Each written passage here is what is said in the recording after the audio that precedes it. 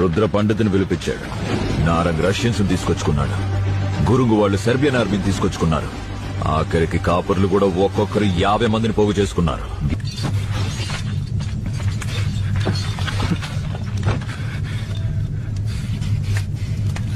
ఒక్కొక్కరు ఎలా ఉన్నారో తెలుసా?